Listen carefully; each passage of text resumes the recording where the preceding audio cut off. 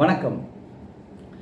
பழனி விநாயகா ஜோதிடம் MP Aranganathan Gajamukhan astro TV சேனலுக்காகவும் நம்ம பழனி விநாயகா ஜோதிடம் அஸ்ட்ரோ டிவி சேனலுக்காகவும் நம்ம பலன்கள் ஜோதிட பலன்களை வாரி வழங்கி கொண்டிருக்கிறோம்.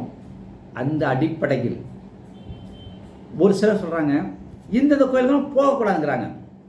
ஒரு சிலர் ஜோதிடர் சொல்கிறாங்க இந்த கோயில்கள் நீங்கள் போனால் உங்களுக்கு பாவம் வருங்கிறாங்க.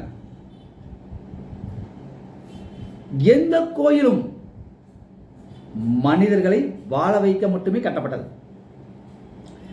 மனிதருக்கு நன்மை செய்ய வேண்டும் என்றே கட்டப்பட்டது.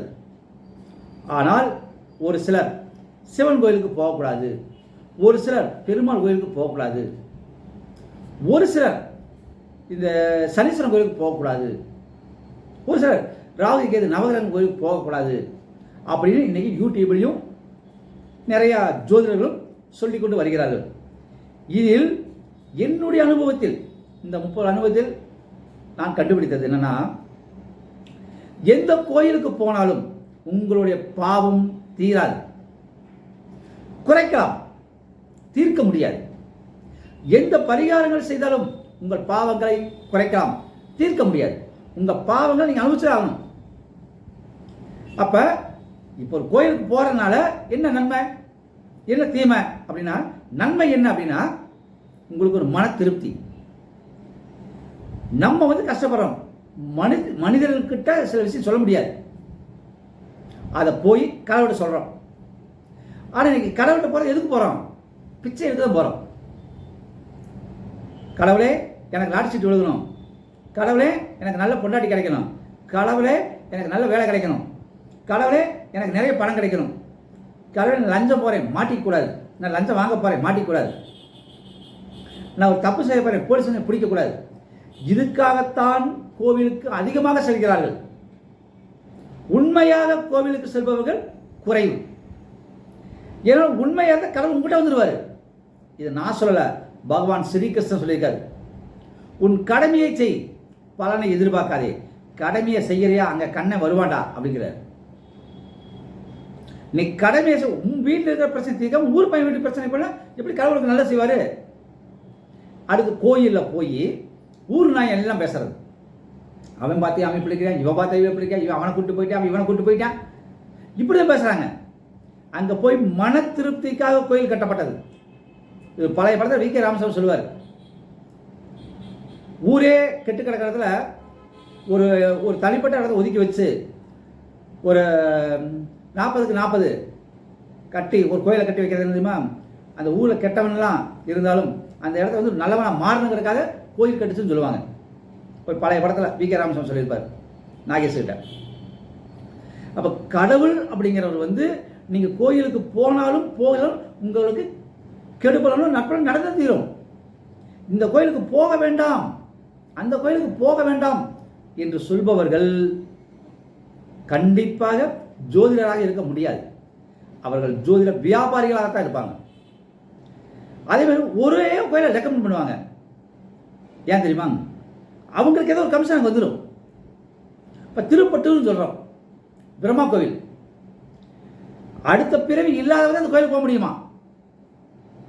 சரி, தேப்பெருமாநல்லூர் இருக்கு, அங்கே ஒரு சிவன் இருக்காரு, அங்கே அடுத்த பிறவி இல்லாத போக முடியுமா? இப்படியே போய் கோயிலில் பிக்கப் பண்ணுறது, அதுக்கு ஒரு கூட்டம் அலையுது. நான் சொல்ல எந்த கோயிலுக்கு போனாலும் உங்களுக்கு நடக்கிறத தடுக்க முடியாது. உங்க தலையில என்ன இருக்கோ அது நடக்கும். அப்ப இந்த கோயிலுக்கு போ, அந்த கோயிலுக்கு போ, நீங்க எந்த கோயிலுக்கு போனாலும் உங்களுடைய கர்மா உங்களுக்கு வேலை செய்யும். அப்ப இந்த கோயிலுக்கு தான் போனா உங்களுக்கு கர்மம் தீரும் எதுவுமே கிடையாது.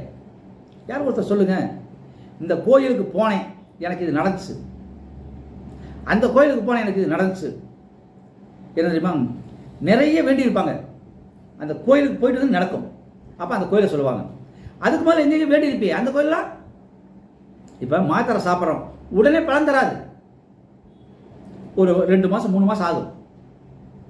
இப்போ ஒரு டாக்டர் ஒரு மாத்திரை கொடுத்துருப்பாரு, அதை சாப்பிட்டு வருவான், அதுக்கு இன்னொரு டாக்டர் போவாங்க, ஒரு மாத்திரை கொடுப்பான், இன்னொரு டாக்டர் போவாங்க, அப்போ நோய் கிளியர் ஆகிடும். அப்போ அந்த டாக்டர் தான் பேர் கிடைக்கும், இவங்களுக்கு பேர், இந்த 2 பேர் கிடைக்காது. அதே மாதிரி சாமிகிட்டையும் இப்போ ஒரு சாமியை வேண்டி ஒரே சாமிகிட்ட நீங்கள் போய் யார் வரமிட்டிருக்கிறீங்க?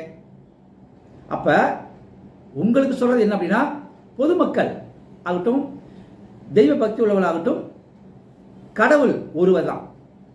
அது நீங்க முருகனா வச்சுக்கோங்க, சிவனா வச்சுக்கோங்க, பெருமாளை வச்சுக்கோங்க, யாரை வேணா வச்சுக்கோங்க. ஆனால் ஒன்றே கடவுள்.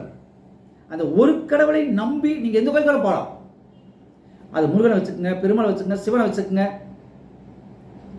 ஏன்னா கண்டிப்பா கடவுள் நேரில் வர மாட்டார்.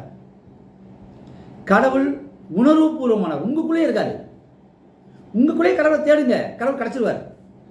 நீங்கள் நேர்மையாக இருந்தால் கடவுள் உங்களால் இருப்பார்.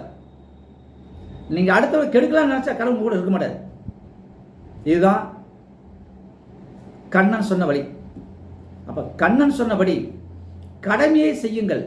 எந்த கோயிலுக்கு வேணாலும் போங்கள், உங்களுடைய பாதிப்பு கண்டிப்பா விலகாது. எந்த கோயிலுக்கு போனாலும், எந்த கோயிலுக்கு போகலினாலும் உங்களுக்கு நன்மைகள் நடந்தே தீரும். ஆனால் இந்த கோயிலுக்கு தான் போகணும், அந்த கோயிலுக்கு தான் போகணும், இந்த கோயிலுக்கு தான் போகக்கூடாது அப்படின்னு நீங்க முடிவு எடுக்காதீங்க. உங்களுக்கு மனசுக்கு பிடித்த கோவில் எதுவென்றாலும் நீங்கள் சென்று வழிபடுங்கள், நற்பலன் கிடைத்தே தீரும்.